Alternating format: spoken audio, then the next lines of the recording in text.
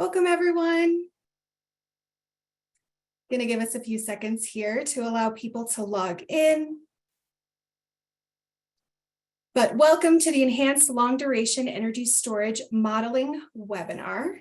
I'm Jess Townsend with the NREL Communications Department.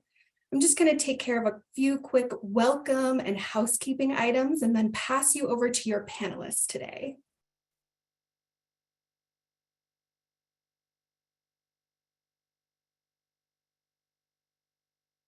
All right, before we begin, again, I'm going to review a few quick housekeeping items.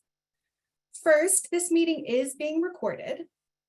Otherwise, we are currently in a webinar format in Zoom. So be aware that your microphone and camera are disabled. So no need to worry if you've accidentally unmuted yourself, we've got you taken care of. If you have a question today, please submit it via the Q&A panel you can access at the bottom of your screen. We will answer as many questions as possible during or at the end of today's webinar. The NREL team welcome your comments via the chat panel as well. If either aren't appearing for you, simply move your cursor to the bottom edge of your screen and they should pop right up. Questions can also be submitted via the bit.ly link you can see on your screen here. So that's bit.ly/LD storage. I'm going to drop that link in the chat here for everyone. All right.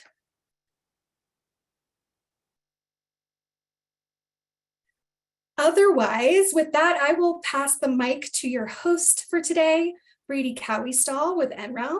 Brady, go ahead and take it away. Great, thanks so much, Jess. I wanted to start by recognizing our team here. We have a lot of strong people working behind the scenes on making this possible. So you'll mostly be hearing today from myself and Saurabh Dalvi. But I wanted to also recognize Jenny Jorgensen, Omar Jose Guerra Fernandez, Amog That, Gayatri Krishnamurthy, Joseph McKinsey, and Vincent Carrig for the work that they've done in supporting this presentation. Next slide, please. So I wanted to start with just an overview of why we're here, where we're going, why we think that this webinar is important to give, which starts with an introduction to storage and how storage fits into the broader grid system, both now, but more importantly in the future. So we've seen wind and solar penetrations and shares increasing over time, particularly as we have states moving towards higher renewable portfolio standards or clean energy standards. Storage is complementary to this increase. And so as we expect these shares to continue increasing, we know that storage will be important to understand on the grid. The reason that storage is important is that it helps with flexibility, and in particular, solar and wind have increased variability and uncertainty. And most of the modeling work that we've done so far is looking at diurnal storage, which is very helpful for the shares of VRE that we have on the grid today. But as we expect more and more of these types of technologies to be installed, longer duration storage becomes more valuable to help with some of those multi-day long events, extreme weather events that we expect will be coming at a higher frequency in the future. However, we don't fully understand the value that long duration storage can bring, partly because of some limitations to our modeling. So the work that we want to present today is kind of outlining some of those challenges around long duration storage, where long duration storage can be particularly helpful, and some of the modeling trade-offs that we've identified to help us really see what is the value of long duration storage and how can we make sure that our operational models are capturing that. Next slide, please. Some of the motivation here is looking at the storage future study that NREL did several years or a year ago at this point. So starting at the left-hand side, we have the installed capacity of storage under reference case scenarios from our READS model. So we see overall storage is in some ways expected to grow over time, but really focusing on those later years, we see an increase in installed capacity of the longer duration battery types represented in READS. And so this kind of shows that as we reach higher and higher variable renewable shares, and particularly in the future, as costs continue to decline, we expect those longer duration energy types to become more valuable and more widely utilized across the grid. The figure on the left or on the right shows some of the range of sensitivities of how much storage might be deployed. And so we see for particularly the lower battery cost case, if costs of storage decline faster than expected in our reference scenarios, then we would expect an even higher increase in the amount of storage on the system. Next slide, please. So particularly integrating wind and solar PV will require the grid to deal with some variability and uncertainty. Storage provides one way of doing that. There are multiple other things that we can utilize on the system, such as geographic diversity.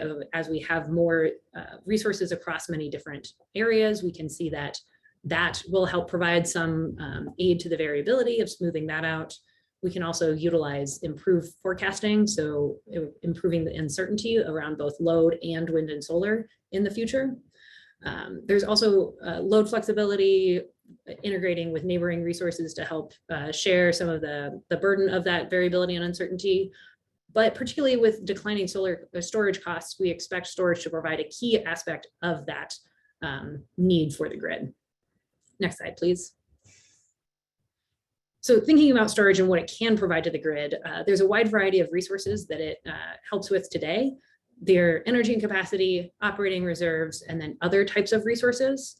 Here shown is the time scale, because that's really what we're talking about with long duration storage, is moving from the minutes to hours types need, which is diurnal storage, really bread and butter, moving towards that hours to days or even weeks and longer. So starting at the top with energy and capacity.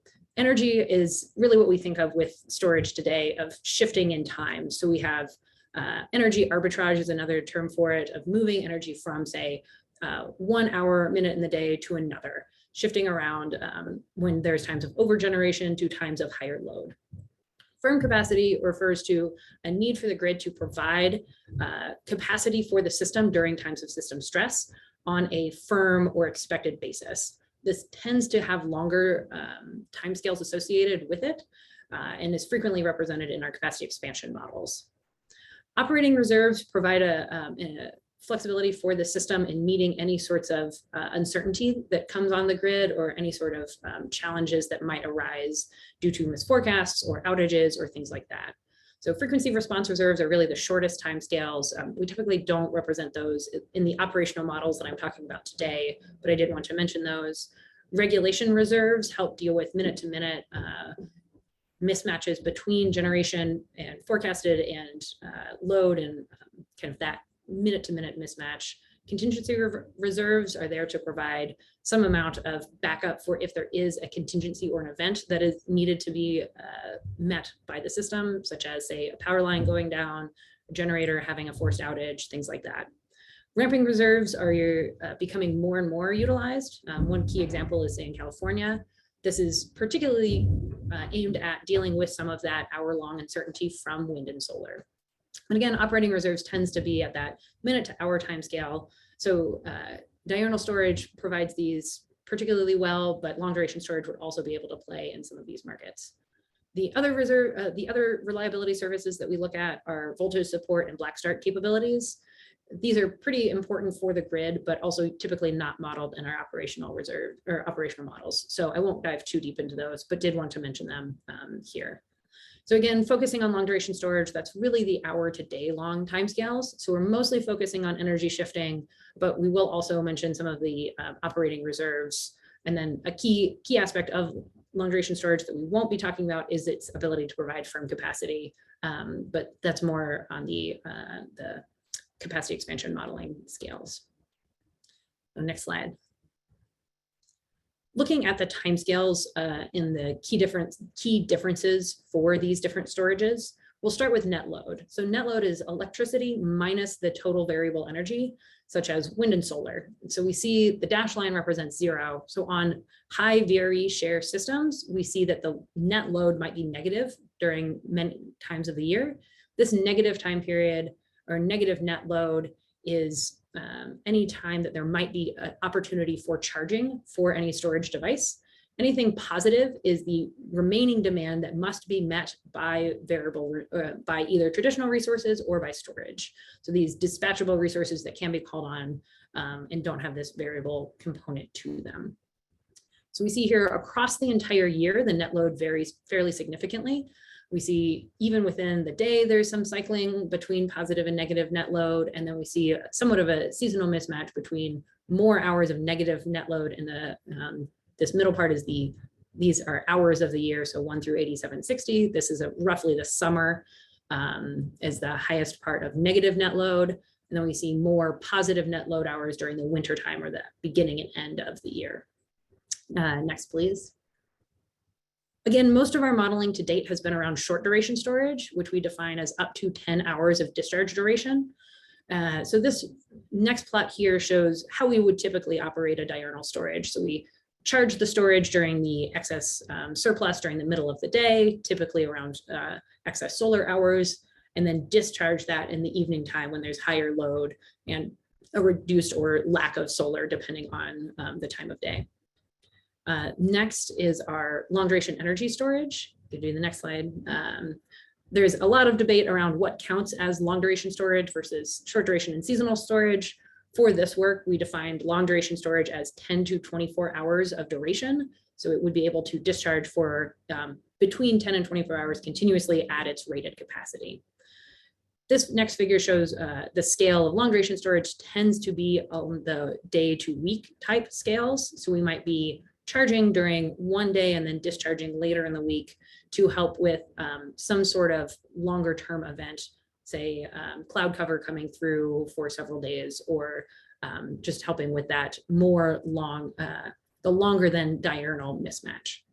And then the last one, next slide, please, is the seasonal energy storage, which is really working on that seasonal mismatch between, say, the summer and the winter for a solar dominant system. So for this work, it's anything longer than 24 hours of duration, but can be up to hundreds of hours or more. So again, we're really focusing on that long duration storage piece. If you'll go to the next slide. We know that the grid models don't accurately represent the value that it might provide on these timescales because much of our modeling happens on a 1 to 2 day cycle. So we are missing in understanding what the long duration storage might be able to provide to the grid on a more real world system. Next slide, please. Because of these, as we've seen, the mismatch between load and generation from these variable renewable resources can occur not just on the intraday timescale, but also on the intraday and the seasonal timescales. So I wanted to bring up, next slide, one key example of this. So this system is representative of a high VRE share system. I believe this was approaching 100% renewable energy on a solar dominant system. So it's the top panel shows the generation mix for a particular week. The yellow is solar, the pink is storage, and the green is renewable combustion turbines of a generic renewable fuel. So we see on most days, this particular system is cycling, over generating with solar in the middle of the day, discharging that with batteries at night, filling in the gaps with this renewable combustion turbine. And so this would be a pretty typical diurnal operating system. The bottom plot is the energy, total energy in the stored in the storage. That black line near the top is the max volume. So we see that in general, this storage is underutilized. It's never really filled. We'll come to that in a second. But I want to first start, hit the next one, Jess. We have identifying this particular event that we want to focus on. This was a cold front that came in. So we had 2 days of low solar that brought a lot of cloud cover and then was followed by several days of clear, very cold weather. This particular system had a high component of electrified heating. So that cold period after those low solar days led to the highest system peak demand over the course of 7 years. So this was a very cold, very high load event following 2 days of low solar. However, if you hit the next one, we had earlier in that week, there was curtailment that wasn't captured in the storage. So looking at this is a problem. If any of us as humans see this and say, that would be silly. Maybe we don't know exactly what's going to happen, but we could see that a cold snap is coming, understand that our system is electrified heating and would want our storage to enter this period full. But our models did not understand that and did not value that, in part because they didn't see far enough ahead to understand that value, but also because they weren't fully valuing stored energy. They'll do the next slide. This is really also brought home by the fact that it ends that period of low solar completely emptying the storage. So the model does this because it has perfect foresight of the future and sees, oh, well, I can get to this particular point, and doesn't see a need for any additional storage. So again, we're not really valuing the things that storage can bring to the grid. And also we're not valuing future uncertainty and how storage can help with that. So all of this to say, as an example of, these are some of the challenges that we have seen in our modeling at NREL with long duration storage and not actually utilizing it in a way that lets that device really bring its full value and show what it can provide for the grid systems. Next slide. So that led us to do a literature review of modeling methodologies that have been utilized in various different studies and across various different entities to understand what have people done that have worked and what are the benefits and drawbacks of each of those methods. Next slide. So starting with our traditional modeling, much modeling that happens on the operational timescale happens on this 2-day type look ahead, modeling or representing what happens in traditional markets. So we have a real world dispatch period that looks ahead 24 hours, does any unit commitment that is needed for meeting the demands of that next day. And that's mostly it. So we have 1 to 2 days represented. Potentially the second day will be at a reduced resolution, but it's really focusing on that dispatch and unit commitment type of market, as is seen in many of our grid providers today. Next slide.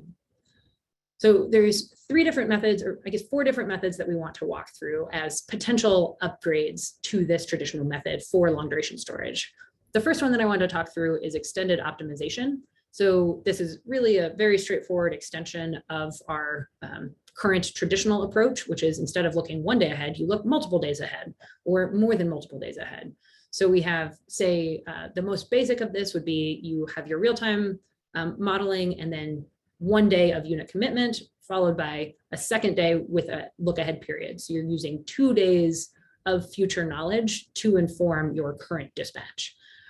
You can extend that to 3 days, 4 days, a week, a month, however long makes sense for your model and is computationally viable. So this really lets us see what is going on farther ahead in the future that we should be planning for today and improve some of that storage utilization. The challenge though is that this can get really computationally intensive really quickly as you model more and more of the system. We use a full year of extended optimization as our quote ideal case for comparing some of the results that we'll show later, since that is the most information that you could have. Although we will note that it's very computationally challenging to do that. And so we couldn't do it on all systems, which is again, one of the challenges of this particular method is how computationally intensive it can become. Next slide. So the next method that I wanted to talk through is the N volume target. So this is an idea that instead of representing more future days, you use some form of reduced dispatch to inform what storage should be doing at particular points in time. Frequently what this looks like is there's what we call midterm model that's used that either has a reduced temporal resolution or relaxes some or many constraints in the model or both. That then can solve very quickly, pass targets down for what it expects would be optimal for the storage to be doing over that longer time period. And then when you run your actual optimization model with all of the constraints enforced and the time resolution that you want, you have some information of future need of the system when you are doing that. The challenge here is that one, you have to run 2 models. You have this first stage midterm model that you have to identify and run. This might be something as simple as a price taker model, or it might be as complex as really running your system twice. So setting that up can be a challenge, and also it increases your computational time because you have to do this 2 different times. The next one, please. The third key one that we're going to focus on is the stored energy value. So this runs the same optimization problem as our traditional method, but adds into that optimization some value of stored energy. So this puts some value X on energy in storage in terms of dollars per megawatt hour. And so whenever the optimization is solving, it will include this value in that optimization. So we would expect then that if the marginal price of energy is less than that stored energy value, that the storage devices would all charge. And if the marginal price of energy is greater than that stored energy value, then the devices would discharge. The value here is that this is actually pretty computationally very easy to implement, doesn't add much of any computational burden, and can actually in some regards reduce the computational burden. But the biggest challenge is that this is a highly tunable number. So we've used this to high effectiveness in some of the studies we've done here at NREL, but it does take some amount of effort to understand what is the right value of energy to get the system to respond appropriately. And what appropriately means might be different for either different systems or different desires for how the storages should operate. If you want a high degree of energy arbitrage, you might want a very low value. Or if you want your storage to predominantly be operating on a reliability need and you don't want it to be discharging much, but to definitely be there if you need it, you might want a higher stored energy value. So again, that's really the challenge here, is understanding what value should you be picking and how does that impact your system, which can take some amount of doing and testing to get right for each different system. The last method that we encountered in the literature review, next slide, is an alternative approach of a variable time step. We won't be talking too much about this going forwards and didn't model it due to some computational challenges here, but it did show up a couple times, so we wanted to mention it. And the idea with this is that you represent a full year at a time, but at different time scales. So you identify periods that are important for storage dispatch, represent that, say, hourly or sub-hourly, depending on your modeling resolution. And then other time periods that aren't important for storage dispatch, you drastically cut the temporal resolutions. You might represent, say, every 3 to 6 hours, or even a day if it's a particularly unhelpful or unimportant time for storage. So the challenge here is, one, actually getting models to be able to do this. Most of the results that we saw using this used very specific models that were designed around this. But also, again, it suffers from the same challenge of identifying what are actually the key periods for storage if you have to know that in advance in order to set this up. So those are the methods that we identified in our literature review. If you'll go to the next slide. We're not going to talk through some of the simulations that we've done around these storage devices. So Saurabh Davi will talk us through the simulations that we did and some of our findings. Thanks, Brady. So next slide, please. So for doing all of these simulations, we used a production cost modeling tool that we have developed in-house under the Scalable Integrated Planning project here at NREL. And so these are all open source. Number one, all written in Julia. So the two of the ones we are going to use for this study is Power System, which is our data model, and then Power Simulations.jl, which is sort of our optimization model.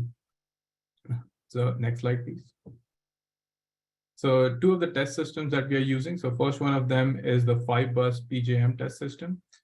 So we're changing the generation mix over here slightly, maybe taking out some of the thermal, since we are adding a lot more renewables in the next slide that we'll show. And we're also adding some contingency and ramping reserves over here, just because that system did not have it. And we wanted a somewhat realistic test system. Next slide, please. So this slide shows the changes that we made to the installed capacity on both the two types of systems that we created, a PV dominant 5-bus system and a wind dominant 5-bus system, and the long duration installed duration sort of capacities that these two have. One caveat though, this is the 60% one. We did create a few different iterations, so that we'll talk about later on. Next slide, please. The other test system that we use is the RTS GMLC, which is based on the IEEE RTS reliability test system. Just because it's slightly bigger, it gives it a more realistic feel from the 5-bus, has more devices, and sort of adds another layer of complexity to deal with. The updates in the RTS GMLC is essentially it has more refined thermal sort of representation in terms of cost and operational parameters, and has some existing PV and wind already in it. Next slide, please. So here's another snapshot of the installed capacity for the two types of system, again, that we created, a PV dominant one and a wind dominant one, with sort of the long and short duration capacities that we added. And again, this is sort of the 60% penetration level. We do have another one that's an 80% one that we do describe in the next slide. So can I have the next slide, please?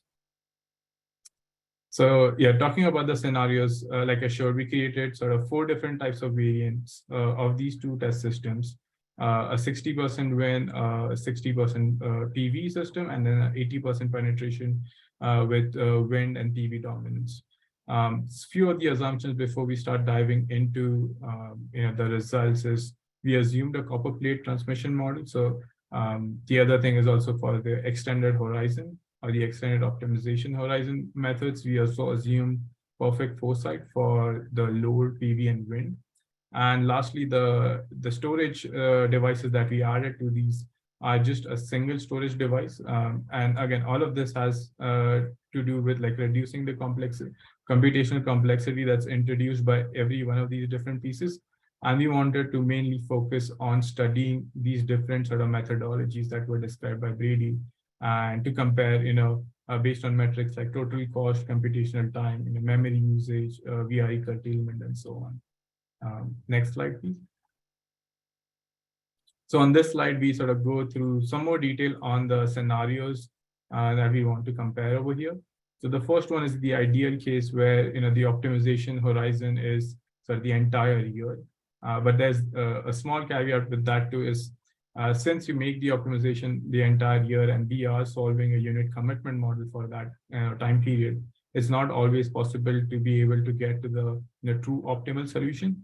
But many times the solver gets quite close to the true optimal with some minor MIP gap, but it still allows us a benchmark to compare all of these different scenarios against.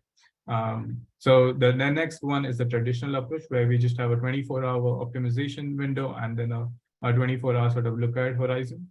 The 4 different extended horizon scenarios we have sort of build on that, where we just keep increasing the look ahead from 2 days, 3 days, 1 month, 1 week, so on. So the 3 different then scenarios for the volume targets are essentially the first 2 are a permutation on just providing a fixed state of charge target which says 50% state of charge at the end of the first day, which is the EVT-DA, or at the end of the second day, which is the EVT-LA. So providing a state of charge target either the end of the first day or the second day. And again, this is just somewhat what we had seen in the literature people doing, but we don't think it's completely applicable to long duration storage. The last one, which is probably more commonly used, is sort of informing the end volume targets using a midterm planning horizon, like Brady had mentioned. So in our case, we are doing a midterm planning model, which looks out 1 week ahead, or has a 1 week optimization window, and has a 1 week look ahead. So it's a 2-week model in which we take the results from the first week. The other caveat too is we still keep it at an hourly temporal resolution. The way we try to make it more scalable is by having linear thermal commitment. So no commitment, essentially a linear dispatch, and sort of use what the state of charge from that model to enforce sort of targets at the end of every day ahead problem that we solve. The next 3 scenarios are again sort of sensitivities on the energy value, where we provide either 25 cents per megawatt hour, 50 cents, and $1 per megawatt hour, and try to see how these methods sort of compare with each other. Next slide, please.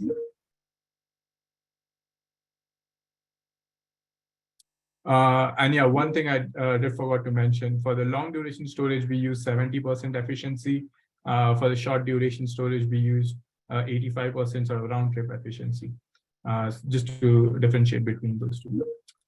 So over here, we are looking at the results for the 5-bus case. 5-bus PV case at 60% sort of VRE penetration level. And as you can see, the gap between the ideal and traditional solution is not that wide.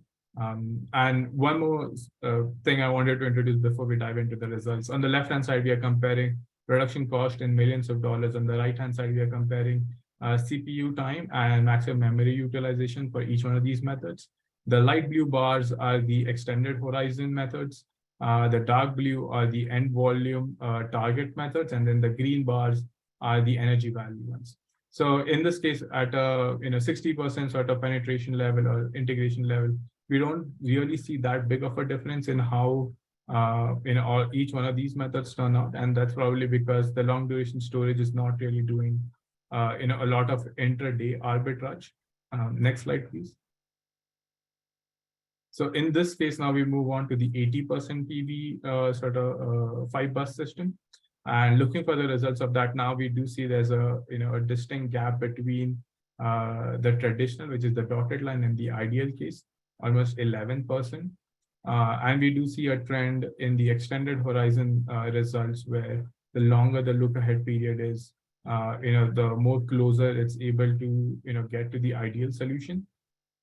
But at the same time, if we look on the plot on the right, we can see the more you increase your sort of look ahead horizon, the more difficult the problem becomes to solve, takes longer, and uses more memory. So there can be some scalability challenges once we maybe step up to a real world system. When looking at the end volume targets, the first two methods where we just provide a static target don't do really that much better than a traditional approach. So, but when we do use the end volume targets informed by a midterm planning model, we can see it gets quite close to the ideal solution.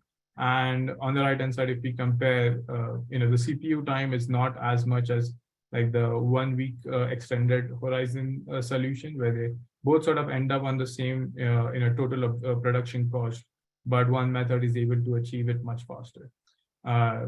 And finally, looking at the energy value, and so obviously in this case, since we are not able to tune the energy value quite well to the system, given it's a 5-bus copper plate system, a lot of the time the LMPs are zeros, and especially in that type of a system where the LMP is zero, trying to fine tune the energy value takes quite a bit of time and effort to figure out what's the right value. And right now we can see for this system, it doesn't seem like the value that we are selecting is working quite well, and it's doing slightly worse than the traditional approach. Next slide, please. So this is the, again, 80% wind-driven 5-bus system. The gap between ideal and traditional is not that wide, but maybe on a wind-driven system, we don't see that similar trend of adding more horizon, making a big improvement in the production cost. The extended horizon methods, like after about 3 days of look ahead, don't really make that big of a dent in terms of being close to the ideal solution. But obviously, as you keep adding more and more look ahead, you can see the complexity sort of keeps on rising. And we have similar trends with the end volume targets that we had seen in the PV case, and similar things happening with the energy value, where it's not as fine-tuned as we can do it for this system. Next slide, please.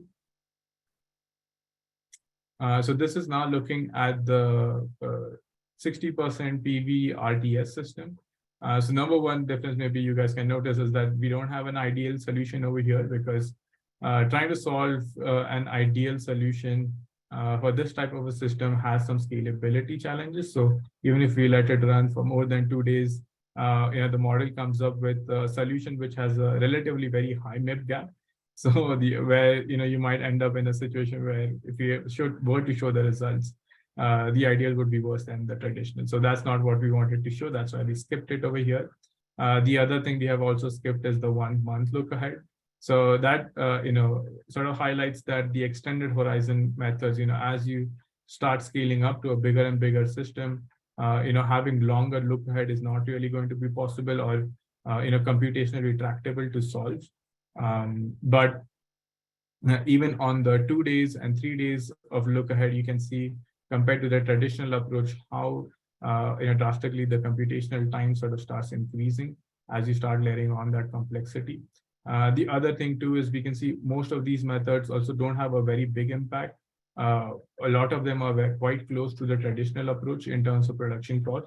The 1 week is actually slightly worse because again, it is running into computational challenges where it's not being able to reach the ideal MIP gap, where you have the true optimal solution, but it's getting close enough to the true optimal sometimes, and sometimes it's far out enough that it has a worse cost than the 3-day look ahead problem. So that's an artifact of hitting some computational sort of challenges in terms of just scaling to a bigger system.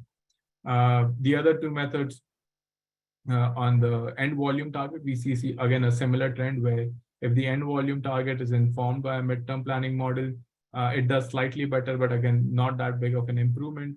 But in terms of cost, in terms of computational time and memory utilization, it is still quite memory intensive, because you have to solve two models essentially, one to figure out what the targets are, and then another one to actually solve for the unit commitment. But at the same time, we see that the energy value sort of method is quite easier to solve, and is not performing that badly as it did on the 5-bus test system. The other thing, we also try to run the same case for the 80% penetration level with the RTS, but we started running into, again, computational challenges in trying to get each one of these methods to solve. And yeah, the results, even though they look good enough, but they were not as well polished that we put them in this slide. So next, I'll just hand it back to Brady to sort of summarize the key takeaways from this small exercise that we did. Thanks, Rob. Next slide, Jess. Because oh, sorry, I forgot, maybe there are 2 more slides that were left. So I think in these slides, you are comparing the long duration energy utilization for the 5-bus 80% case. For both on the left-hand side, we have the PV driven system, on the right-hand side, we have the wind driven system. And as what the earlier results had highlighted, with the extended horizons, you see more utilization of the long duration. So it's, cycling the battery maybe a slight bit more. And similar trend on the end volume target that's informed by a midterm longer horizons or the midterm planning model. The energy value ones, interestingly, have low utilization. And next slide, I think we also have some curtailment numbers, and you will see higher curtailment over there. And that's due to the fact that sometimes the model is incentivized. If you don't price the value of the energy correctly, it's incentivized just to hold that same state of charge. And sometimes it might be useful in case, like if you had a reliability and outage event, the energy value formulations, in those cases, you would hold slightly higher state of charge in your battery and be able to provide a response to the system in a healthy way. Whereas in the extended horizon, since they assume perfect foresight, like Brady had pointed out, we saw our models, discharging the battery completely to 0 and then bringing it back up, which is obviously not the ideal case. And again, in this case, our extended horizon models are also assuming that the forecast that they have is perfect.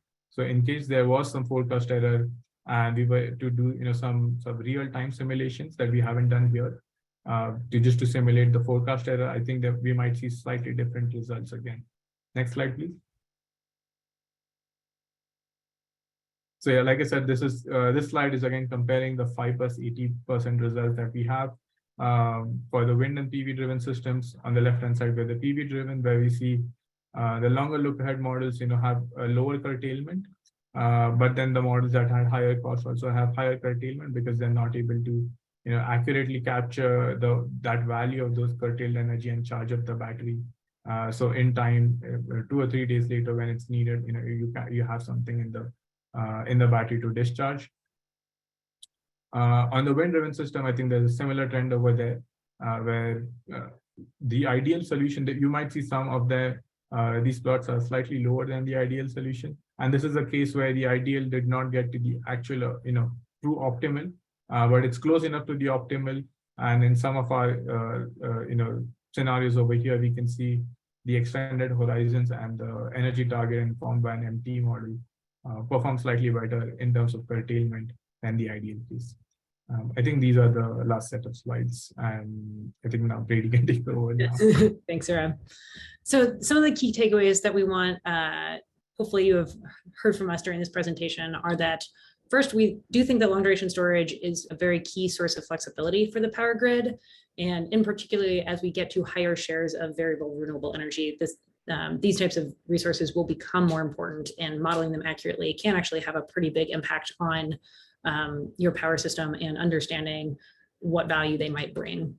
The next takeaway is that that understanding how to model these accurately will be critical for large-scale power systems. We've noted, as Rob pointed out, there's significant computational challenges with some of the methods that seem promising on small systems. And so understanding how these scale to larger systems and what trade-offs you are making will be important as we have more deployment of long-duration energy storage. And then finally, we have a trade-off between modeling representation and computational and complexity. So we saw a lot of the methods that look like they do particularly well in terms of getting the highest value out of the storage don't scale particularly well. And so we think that it's really important for modelers to understand what are the trade-offs they're making and what is important for their particular application of what they're looking at. So certainly these are still things that we're diving into a little bit more, but if there are any other methods that you feel like you've missed or that we've missed or that you would like a little bit more discussion around, Jess will be sending out a questionnaire at the end of this presentation. We would love to hear comments or feedback around that. And so then our last slide is our future steps. So we do anticipate continuing this research going forwards. Particularly the first step we're moving towards is looking at larger and more diverse power systems. So even just looking at the two small systems that we currently have, these test systems have pretty different results from each other, and more complexity really starts to get closer to those real world systems. And we want to make sure that the methodologies that we're recommending and looking at going forwards for power modelers are that we understand how they impact those complex systems. Next, we've talked a little bit and touched on here and there throughout the presentation, uncertainty and foresight. And all of the results here, as Rob noted, are including perfect foresight, but we know that that's not what happens in reality. So we want to understand how these different methods are impacted by uncertain forecasts of the future and an imperfect and incomplete picture of what you will see in the future and how long duration storage can actually help with that realm. And then finally, the other thing that we want to analyze is reliability metrics and understanding how long duration storage and how we model it can impact our understanding of reliability of these different systems. So today we focus mostly on kind of the easy to pull out direct number type values, but understanding the impact of storage on reliability will be key going forwards. Again, particularly looking at those multi-day weather events that we expect may or may not be increasing in the future, but we really want to understand how storage will work with those. So that's kind of where we're going with this work. We would love to hear from anybody if there are key things we should be considering or other aspects that would be important. I've seen a very lively discussion in the Q&A section. So next steps, Jess. We can take any questions. I'm not sure if there's any remaining unanswered questions in the chat that and you would like to bring forward for the rest of the team, or if anybody has questions you want to answer live, you can use the raise hand function.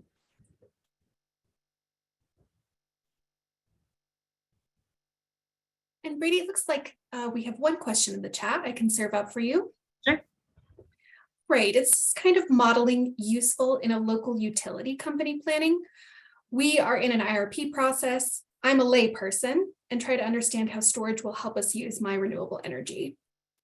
Yes, I certainly think that was kind of the use case that we had in mind in starting this research, is helping people who are doing local modeling understand what are some of the trade-offs that these different methods have. So again, of what we've found so far is that it might depend on your system size. We noted the 5-bus system, the ideal and the traditional case are actually pretty close to each other since it's not a terribly complex system. So potentially for a smaller utility that doesn't necessarily have many different resources, the traditional approach might be sufficient, but a larger utility with maybe more complexity to it, maybe it's moving towards 100% target, looking at that type of resource mix, then better modeling of long duration storage, I think, would actually be pretty impactful in understanding what is the right mix for a different system.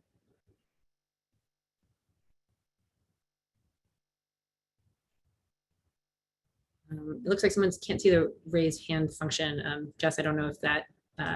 Yeah, apologies, Brady. We'd actually disabled it, but I just re-enabled. So sorry, that's me. Well,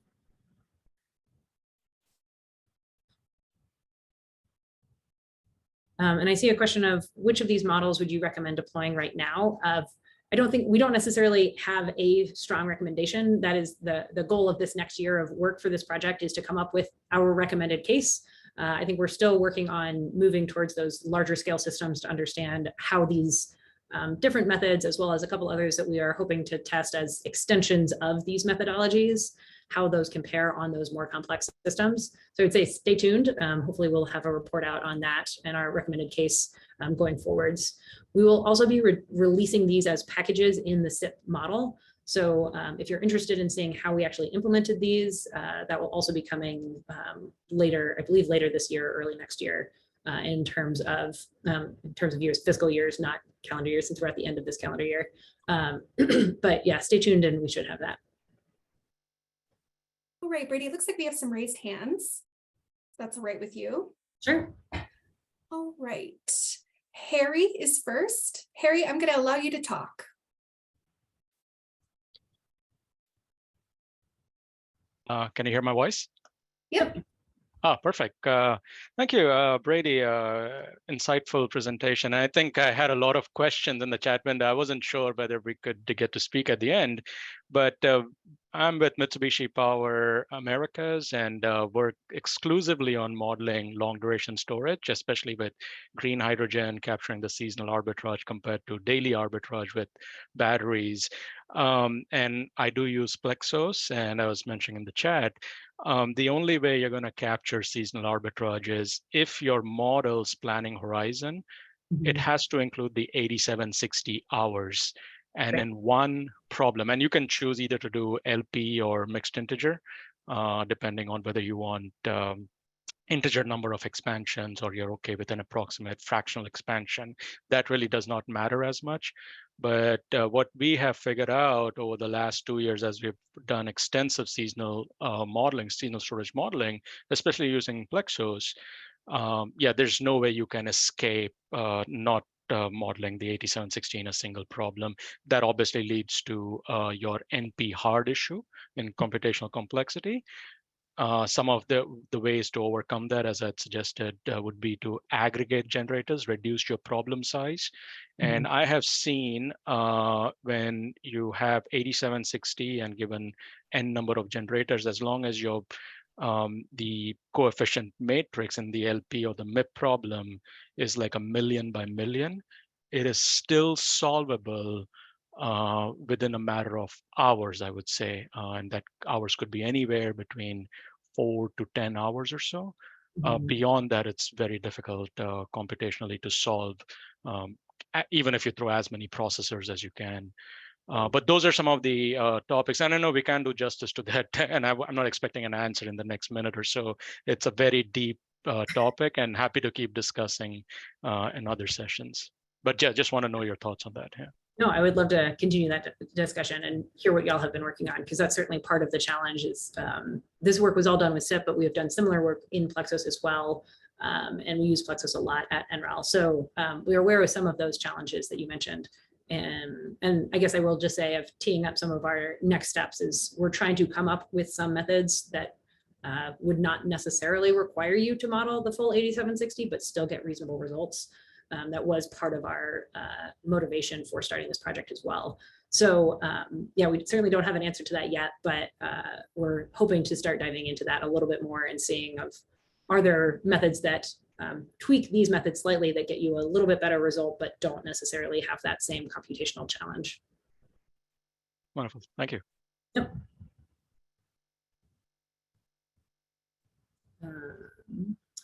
I don't know, Jess or others, if there's a key question we should answer. Yes. It looks like Mark has his hand raised as well. Mark, if you still have a question, I'm going to go ahead and allow you to talk.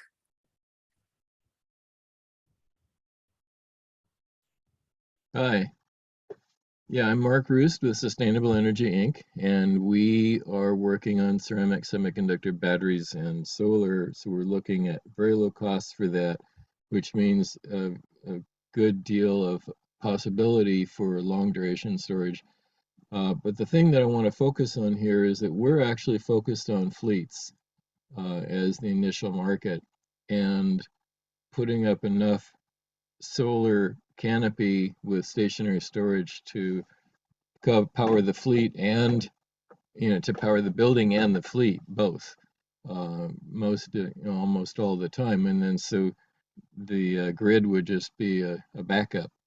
and that we expect to scale. So the question here is, can you actually look at it, do a whole systems approach as one of the study aspects, do a whole systems approach where the utility is simply one portion of the system and distributed is another portion of the system. I saw a graph yesterday or last night from Australia, and the 90% of the solar was actually from distributed rooftop solar. And the utilities, they've been doing utility scale, but the distributed rooftop solar has eclipsed it.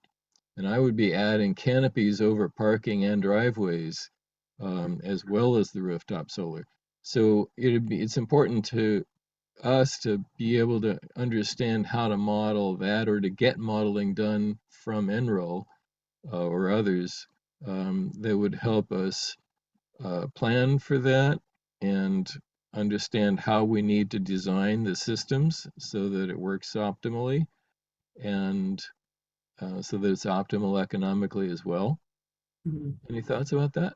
Yeah, I guess a couple thoughts of one, I certainly think that including distribution and grid modeling together is a key area of research and something that we've at least started talking about internally at NREL. So I definitely hear you there. I think within this work, we're more focused on the methodologies that then theoretically could be applied to those now coupled grid and distribution systems.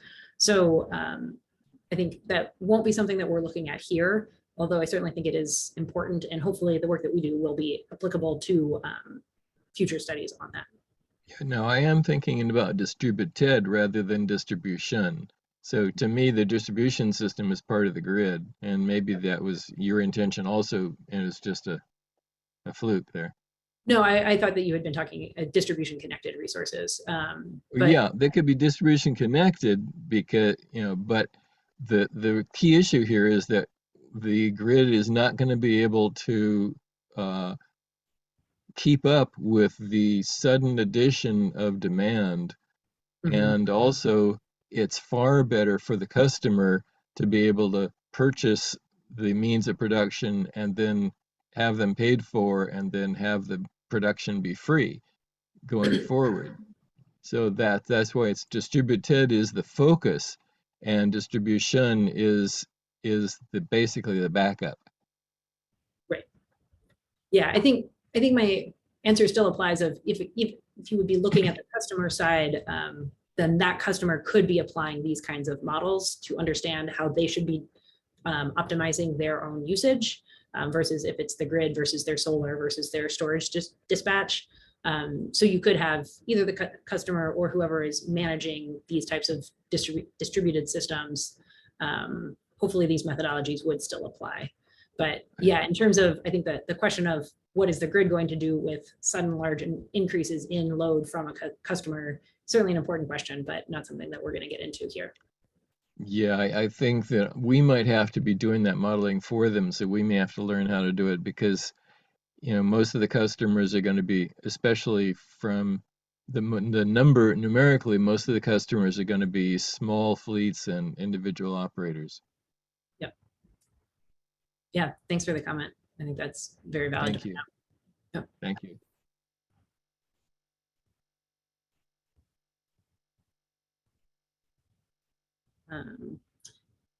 Justin, do you want to promote our next hand raise? Yes, absolutely. And we only have 5 minutes left. So I just wanted to drop in a reminder. We're not going to be able to get to all the questions today. We had quite a big crowd. We do want everyone, though, to submit any additional questions or thoughts via the questionnaire that Brady had called out earlier. I'm going to drop that in the chat again. It's a bit.ly link, which has given people some trouble. Apologies for that. So I'm also getting you just a Microsoft Forms link as well. So otherwise, it looks like someone named BK has their hand raised. BK, I'm going to allow you to talk.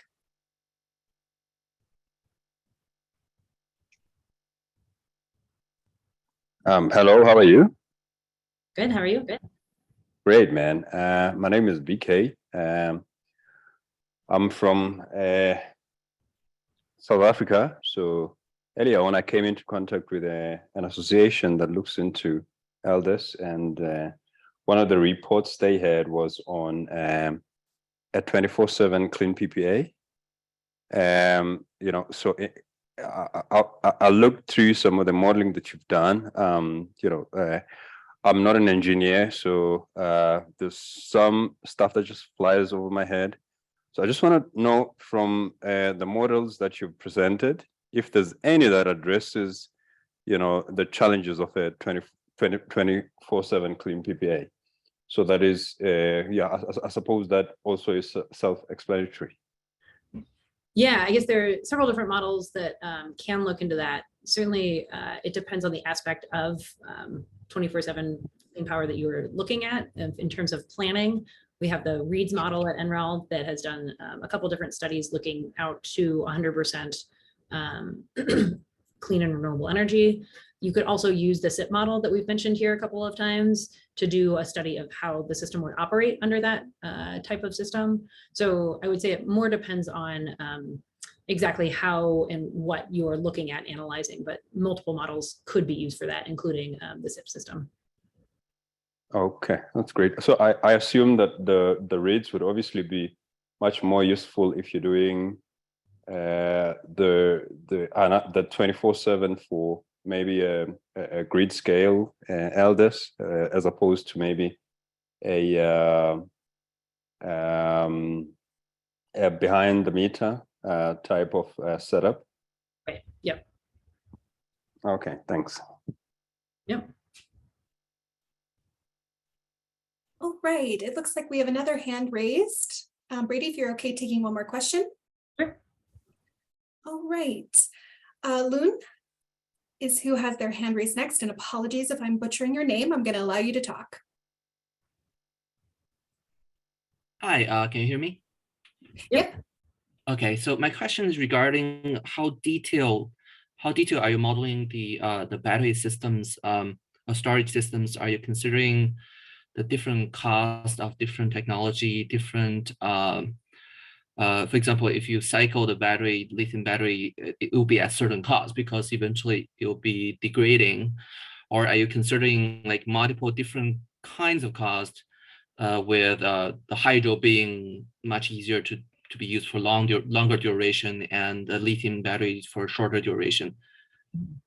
Yeah, that's a great question. So one, in terms of cost to build, we weren't considering that here since this is just an operational focused study. So we're kind of sidestepping the question of how much do these cost to build. In terms of the operational costs, we don't have a direct cost in the model right now. We are anticipating including a cost in terms of self-discharge of these storage types. We do have an advisory group panel that we have been discussing with, and some of the technologies that we're planning on including to represent long duration storage aren't lithium ion technologies, kind of a range of other long duration storage configurations. And so we have heard that there's less of the cycling concern with some of those. If you think of, say, pumped hydro, there's not necessarily the degradation risk with cycling water as there is with the lithium ion batteries. So we aren't planning on including that, but are hoping to get to a fairly robust representation. Certainly we aren't quite there yet in the modeling that we've presented today, but that's one of the next steps, is to add in the key components of storage, such as self-discharge and asymmetrical charging efficiencies in the future. Thank you. Yep.